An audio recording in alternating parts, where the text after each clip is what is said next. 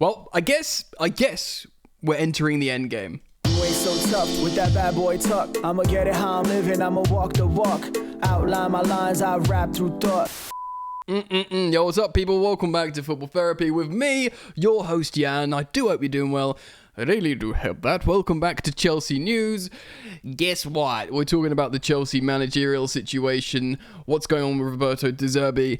Wasn't this just Chelsea's plan all along? And why were they being sneaky? Is it for a lowered release clause, which is being reported? What's going on with Maresca and Kieran McKenna? You know, are Man United still trying to hope to get Kieran McKenna? Can they even sack Ten Hag now? Maresca, he has been contacted and interviewed by Chelsea, and he's sitting tight, waiting to be contacted by Chelsea Football Club. But has it all been a smokescreen? Has this interviews of other managers been due diligence? And also a sort of performance to the media, like, yeah, we don't know who our manager is, we're looking around, but really we know what's going on here. And do they have reasons for that? We're going to discuss it all today here on this video. So thank you for joining me. Thank you for supporting the content as always. Ding, ding, ding, ding. Look at my massive hand on this wide angle lens. Hey guys. Makes me feel sick. Yeah, thank you for liking and subscribing. Let's get into it. Right, so the truth is, all of the managers have been contacted. Like Thomas Frank, who is probably unanimously the Chelsea fans' least favourite choice. And that's no disrespect to him. He's an excellent coach who works in a structure and is apparently a nice guy and a good character, but he doesn't feel very Chelsea for me, or appropriate for the Chelsea job. He has been interviewed by Chelsea multiple times. And Kieran McKenna, from my understanding, has been contacted a few times. And Maresca has definitely been interviewed, and he's waiting to hear back from Chelsea. But like I said, is it all a smokescreen for Roberto Zerbi? First of all, let's just talk about Kieran McKenna.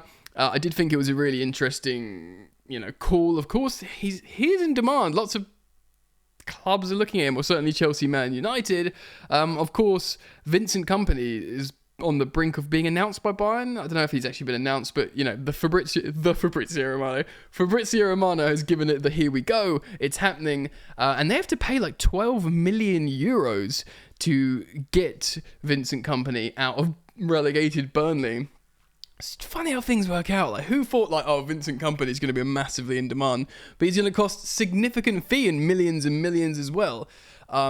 So that's super interesting, man. That genuinely is super interesting. Kieran McKenna, double promotions. I spoke about how it could be interesting for Chelsea. Of course, he's a little bit more transitional in possession style. It was reported that he'd prefer the Manchester United job. Of course, he probably heard from maybe even Ineos directly that they are going to sack Ten Hag. They're having issues with the optics of that at the moment because they put in such a great performance in the FA Cup final, and it didn't look like the players have turned on him, and it apparently Ineos are having second thoughts about sacking Erik Ten Hag. But it was reported Kieran McKenna preferred that job. Of course, he's worked at Manchester United before as an assistant coach. Like I said in previous videos, he's comfortable, familiar with everything there, and maybe to make that transition into a Premier League coach, that would be helpful. Plus, at Man United, they're gonna... I know Ineos are going for a similar structure to Chelsea, but you'd still sort of put the farm on Man United, giving more money to the head coach to spend on transfers comparatively to Chelsea. But there's been reports this afternoon, that Kieran McKenna is no longer in the running for the Chelsea job, that Chelsea are looking away, which would leave, realistically, I know we're looking at Frank, but realistically, Maresca and Zerbi. Now, we're going to talk about this Zerbi thing in just a moment, and was it him all along, and how much it's going to cost. But Fabrizio Romano has confirmed that Maresca is waiting for the Chelsea decision after talks in recent days. So Enzo Maresca has had his talks, his interviews with Chelsea, I think probably more than Kieran McKenna. I don't know if more than Thomas Frank. I know Chelsea have got a good relationship with Thomas Frank. Of course, we've taken their set-piece coach, Cueva. There's a bit of a link there. The new Chelsea ownership / sporting directors did a lot of analysis of Brentford and Brighton. How are you overperforming so much? Can we scale that up to sort of Chelsea level so we can overperform in some ways? Granted, we are absolutely not there yet, but, you know, that's the idea, that's the theory. So they would have spoken to Frank quite a bit, and Maresca's been interviewed a while. Of course, they've got promoted, they've won the title. He's sort of waiting in the wings, hanging out. He's got an affiliation with the Premier League, of course, working at Manchester City. He plays very high possession football to the point where Leicester fans actually got frustrated with the football. I said like, I think on the channel, but certainly to my friends as well, it reminds me of the more stale times of Sarri ball at Stamford Bridge. You know, I was there. Stamford Bridge when Wembley, the cup final was the League Cup final. I was there, you know, when Kepa refused to come off. Chelsea fans were singing F Sarri ball even at Wembley. So it goes to show you. I think the Europa League was after that, wasn't it, which we'd go on to win, and then the story of Sarri was actually quite positive in the end because we slapped up Arsenal in Baku. Yes, so Maresca's football, high possession, low risk. It might be a nice change from Poch ball, heart attack Poch ball, high transitions, conceding loads of goals, scoring loads of goals, hanging on for dear life against Bournemouth. It might be nice, a bit of a change. And I do think Maresca, they're trying to keep like decent amounts of backups here. So they're obviously keeping in contact. But is it just a backup? Because all along they wanted someone from Brighton. Transition? Thank you.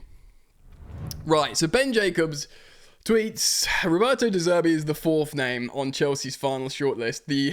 He's this mysterious high-profile manager to replace Pochettino. Of course, it's Thomas Frank, Enzo Maresca, Kieran McKenna. The other candidates as Chelsea seek a progressive manager with English football and Premier League experience. No Ruben Amorim or Xavi. There you go. I mean, look. Zerbi does have Premier League and English football experience. You know, we can get into that a little bit more detail. Ben Jacobs continues to say Brighton would... so this is interesting. So Brighton would still be owed £5 million compensation for De Zerbi. Now, this is interesting, and this is what Romano said in his latest video update with this. When De Zerbi was just in a normal contract, yeah, he had a buyout clause or compensation clause of 15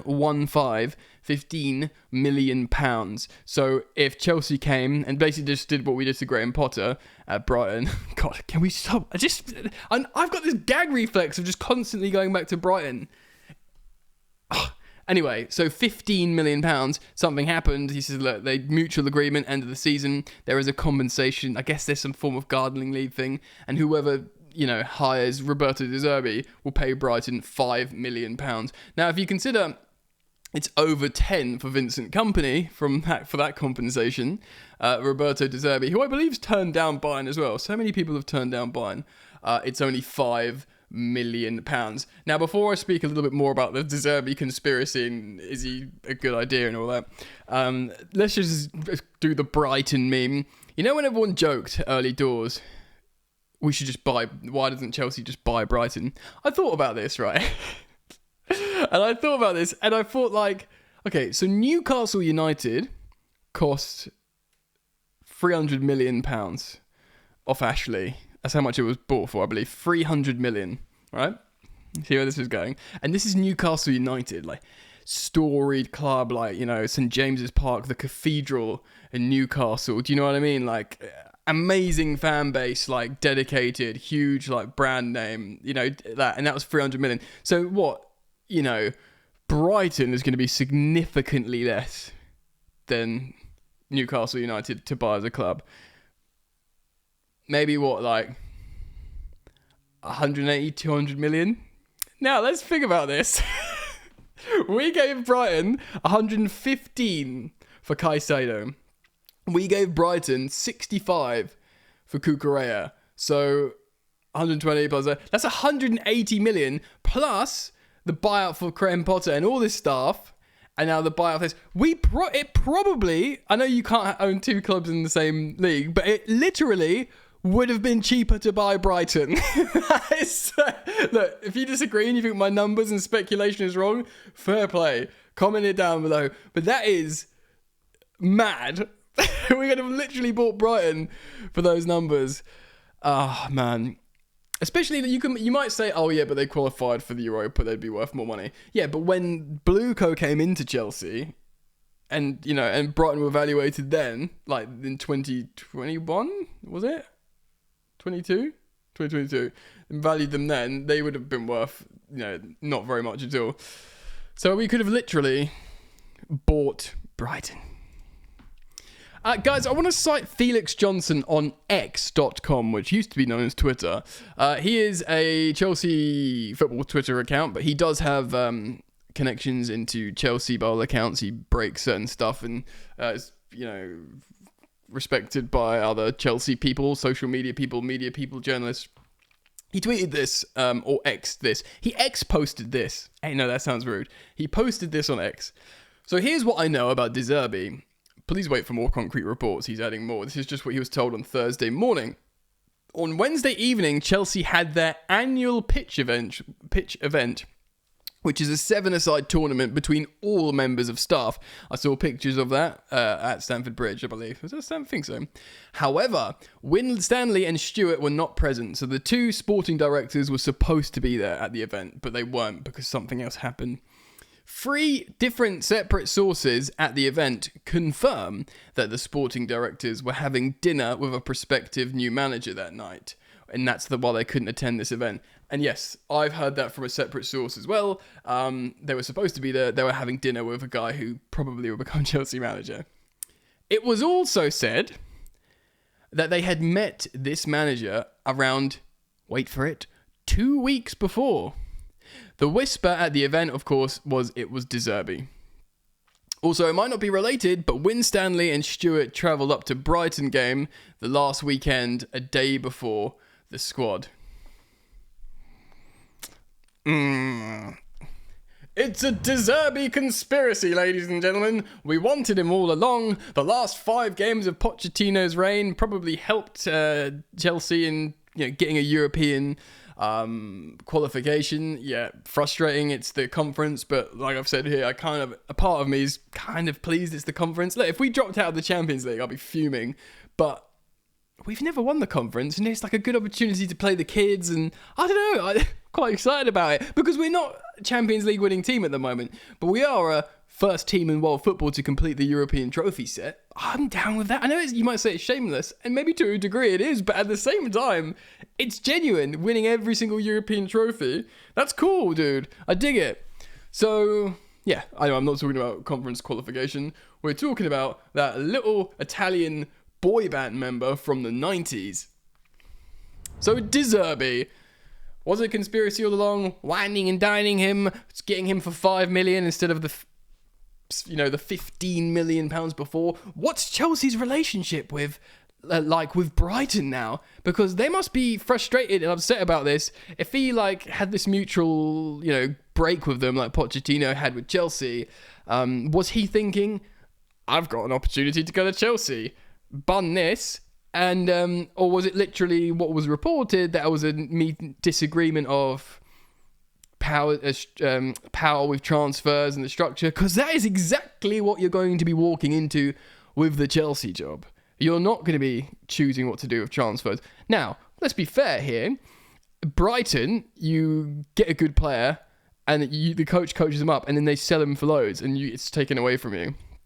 Chelsea eventually, I feel like it's cynical and negative, but Chelsea will eventually look to sell assets and develop. They do want to do that player trading thing.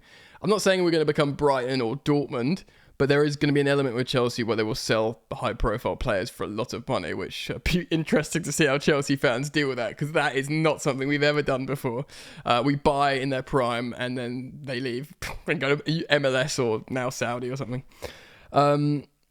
Yes, so let's be fair. Let's play not even devil's advocate. Let's just think about it. Even if he's not going to have power over transfers, he's going to have ruddy, wicked players at Chelsea, and we're not going to just snatch them and sell them because we need to. So he gets reunited with Colwill, Caicedo, and Mudryk. I'll reference it again. That video clip. He says Mudryk can win the Ballon d'Or. Man said it with his chest twice. Mudryk can win the Ballon d'Or. All right, mate. If nothing else, come down to Stamford Bridge and make Mikhailo Mudryk win the Ballon d'Or. You do that, mate, then I'll all the concerning speculative stuff that I've spoken about Zerbi, if he does that, I'll wash it all away clean.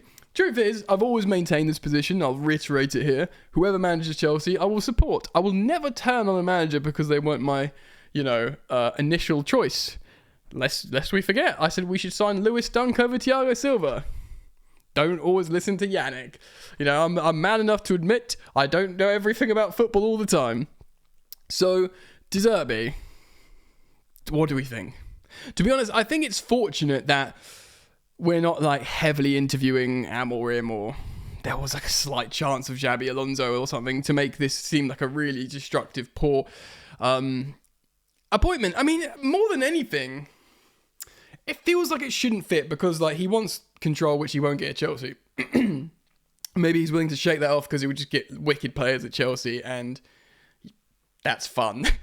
2, he's meant to be a bit of a sort of, I don't know, a combustible character, which Chelsea were reportedly looking for a yes man. Roberto De Zerbi is not a yes man. But, excuse me, if they can look past those things, then what have you got? You've got I say he's young, he's not the youngest, he's mid-40s, 46 or something, I believe. Maybe I'm wrong. How old is De Zerbi?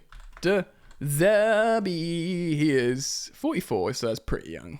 It's not Kieran McKenna, Amorim, Xabi Alonso young or whatever, but it's still youngish. But he's certainly progressive, right? He is. So say what you want, he's not a defensive manager, De Zerbi. I think they've been awful this past season, but there's probably mitigating circumstances for that somewhat. I also probably thought he did quite badly this last season. But he is youngish, he's progressive, and he does have Premier League experience. He knows the Chelsea players, the aforementioned trio, and also, it is worth mentioning that he is a passionate character. Of course, he gets loads of bookings, touchline bans. I feel like he will bond with the Stamford Bridge crowd, certainly a lot more than Pochettino, for a multitude of reasons. Pochettino knew where he was coming from. He was lucid. The ex-Tottenham legend here.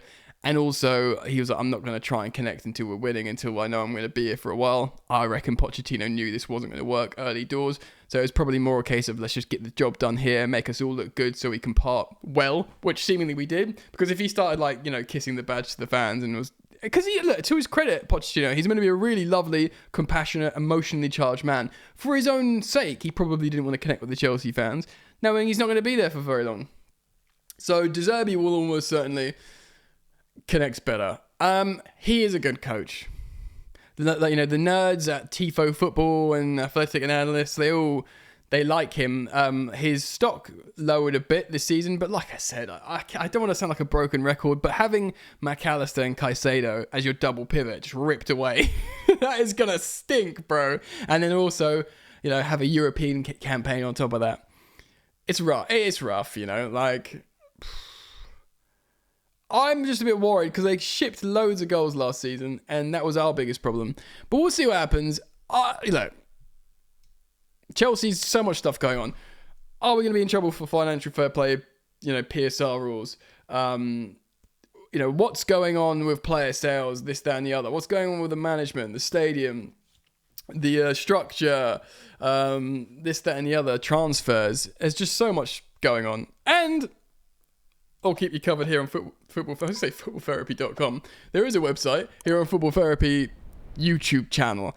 Do keep it locked. I will keep you guys posted on all developing stories. If De Zerbi looks like he's going to be confirmed, then I will do not like a deep dive analytical thing, but we'll talk about who could play underneath him at Chelsea. All right, keep it locked. See you soon.